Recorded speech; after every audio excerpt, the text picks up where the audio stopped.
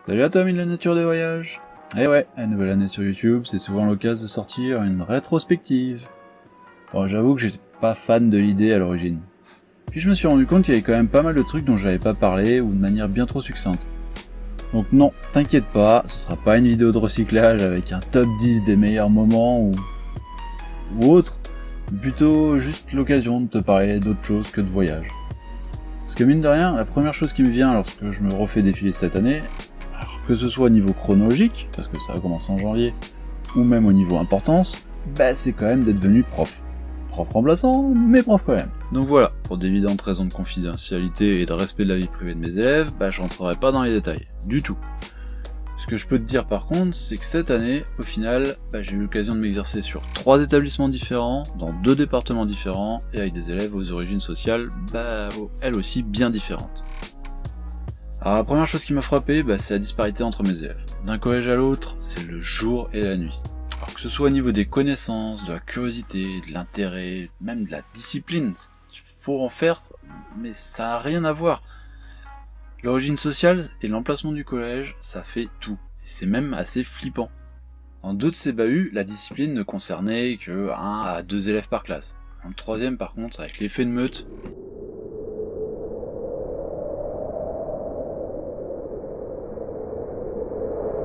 ouais, je vais pas me plaindre, c'est extrêmement formateur. Et franchement, c'est pas pour passer la bourse à relire à qui que ce soit, mais bon, les équipes pédagogiques, elles sont là.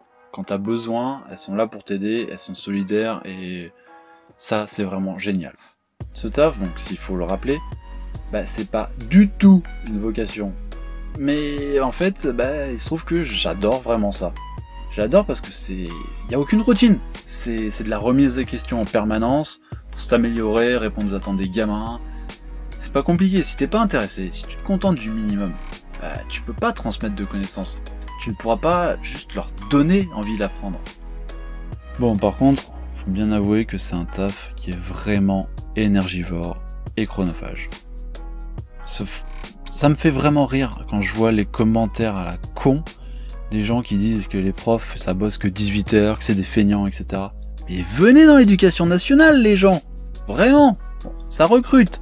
Vous allez vous rendre compte que les 18 heures par semaine, les 18 heures par semaine, mais tu les fais jamais. T'en fais le double entre les conseils pédagogiques, les conseils de discipline, les conseils de classe, les rencontres parents-prof, les corrections de copies, la préparation des cours, préparation d'exposés, relecture d'exposés. Ouais, si t'en fais pas le double, c'est que t'as pas fait ton taf. C'est juste ça. Bon, ok, je me suis un peu enflammé.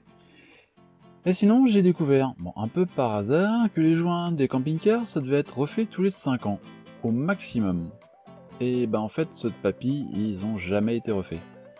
Alors attends, résumons.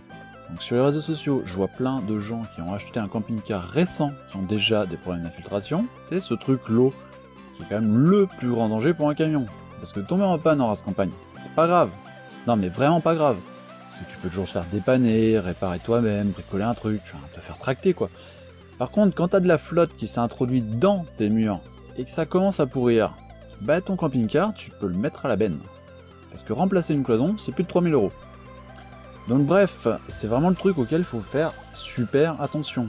Et moi je me travaille donc avec un camion dont les joints datent de 17 ans. Et toujours pas une fuite. Ensuite j'avais 2 choix. Enlever et refaire l'ensemble des mastiques. Alors ceux qui ont déjà refait les joints de salle de bain doivent avoir une petite idée du boulot et du temps nécessaire. Ou laisser tel quel et ajouter une épaisse couche de vernis hydrophobe. Et devinez laquelle de ces solutions j'ai choisi. La plus simple, mais j'y ai quand même passé 2 week-ends entiers. Un autre truc que tu dois pas être au courant, à part si tu me suis sur Insta, et encore, j'ai posté qu'une seule publication à ce sujet parce que bah j'en étais pas spécialement fier au premier abord. Bon, maintenant je l'assume un peu mieux. C'est que bah tu as devant toi un dangereux terroriste qui a fait 21 heures de garde à vue à l'occasion d'une des manifestations non déclarées. Alors c'était, je crois que c'était une gilet jaune, mais je ne suis même pas sûr que c'était pas autre chose. Le motif c'était dissimulation de visage aux abords, même pas à l'intérieur, hein, aux abords d'une manifestation non déclarée. Bah oui, en tant que médic, on a notre masque à gaz, on a notre équipement de protection, donc le casque, moi c'est un casque de vélo, des lunettes, des surlunettes transparentes, complètement transparentes, et le masque à gaz. masque à gaz qui était au final même pas sur ma gauche, mais dans mon cou, parce que j'étais pas encore totalement équipé. Bref, leur dossier était complètement vide. Même l'officier de police judiciaire que j'ai rencontré m'a confirmé qu'ils avaient absolument rien et que mon séjour allait être très rapide, sauf que très rapide pour eux ça veut dire 21h. 21h de garde à vue pour avoir tenté de soigner des personnes dans une manifestation. Alors je vais même pas te sortir le couplet sur l'éthique, sur pourquoi je fais ça, etc. Je veux dire, chacun a ses opinions. Si t'as des citoyens random qui se sentent obligés de jouer au secouriste pendant une manifestation, je veux dire, c'est pas que moi qui délire, il y a des médics, il y en a absolument partout en France. Donc s'il y a des gens partout qui se sentent obligés d'aller soigner d'autres gens dans des manifestations, c'est que peut-être il y a un petit problème de violence policière, effectivement. Le truc le plus drôle dans cette histoire, en fait, c'est que ils avaient rien pour me coffrer, pour faire des poursuites judiciaires ou quoi que ce soit, et ils le savaient dès le départ. Le dossier qu'ils ont monté était juste vide. En fait, j'ai pu le voir à plusieurs reprises parce qu'ils ne faisaient pas attention.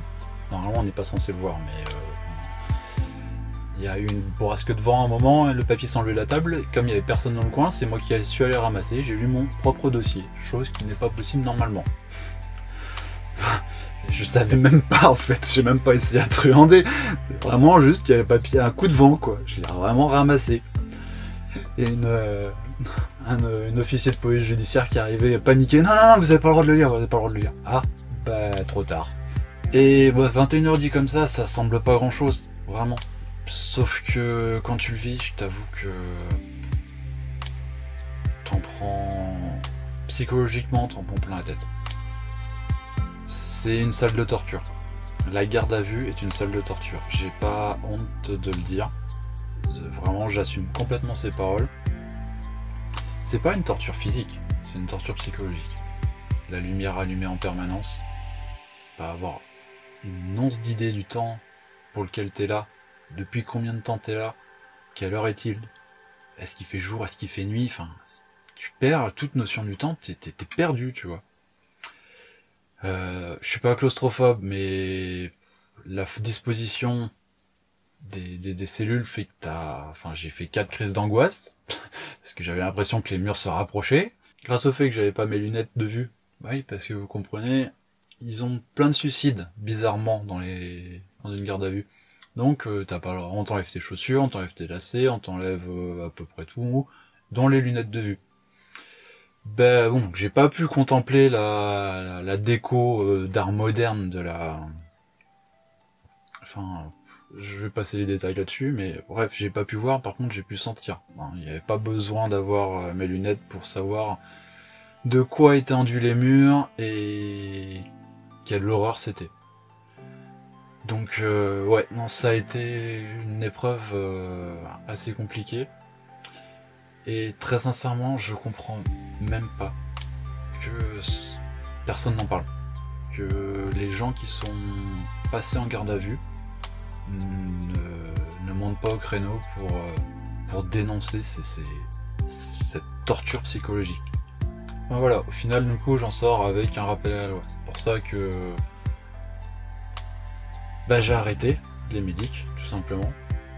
J'en suis pas fier parce que du coup, c'est leur donner raison, alors que mes motifs, j'estime toujours qu'ils sont légitimes, et j'estime qu'ils m'ont pas donné de contre-argument ou quoi que ce soit qui me pousserait à arrêter. Je veux dire, j'ai toujours été respectueux de la loi et des bonnes pratiques, etc. On n'a jamais dérangé la moindre intervention, s'est toujours mis sur le côté quand il fallait, on a toujours suivi leurs instructions quand ils nous demandaient de dégager. Le fait d'avoir abandonné les médics, franchement, c'est une défaite pour moi. Mais je peux pas me permettre d'avoir un casier judiciaire, sinon je peux plus être prof. Au pire, je ferai de la politique. Ah, ça posera pas de problème d'avoir un casier. Encore que, c'est peut-être même obligatoire, en fait. Allez, trêve de plaisanterie. Un petit bonus. Le passage obligé de tout nomade ou de tout routier, routard, bah oui, se faire enliser.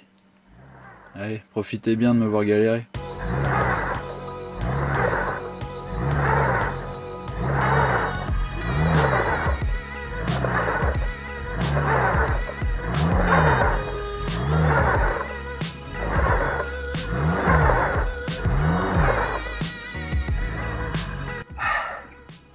Oh, petite blagounette, complètement embourbée. Évidemment, je suis mis nulle part, j'ai pas de réseau, et je suis vraiment mis nulle part. Du coup, j'ai aucune idée comment je vais faire. On va essayer avec des bouts de bois déjà. Puis après, je pense. Enfin, j'ai vu ça sur des groupes Facebook, donc je me dis qu'il y a une chance que ça marche. À défaut, j'ai des tendeurs. J'ai des câbles de désensablement, mais depuis tout à l'heure ça marche pas. Bref, c'est pas cool.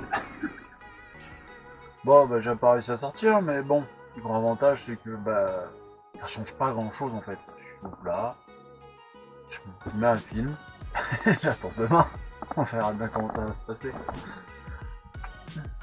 Bref, la suite demain.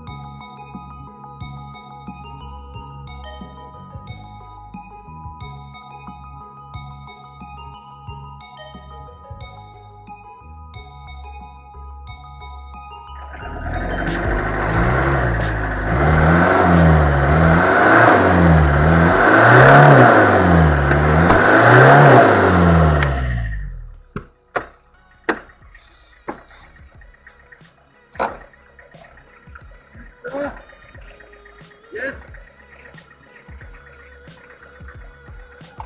Yes, yes, yes. Dur, dur.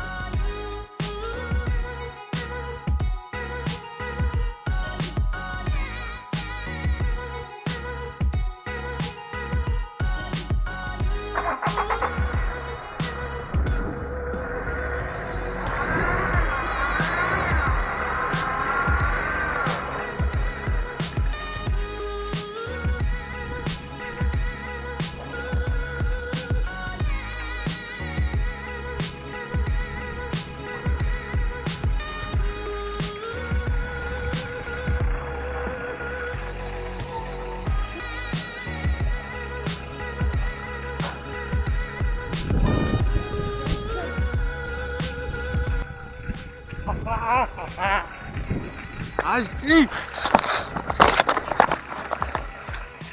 Bon, et... Non, quand je disais que j'étais bien dans un trou... Ah, du coup, j'en ai fait plusieurs de trous.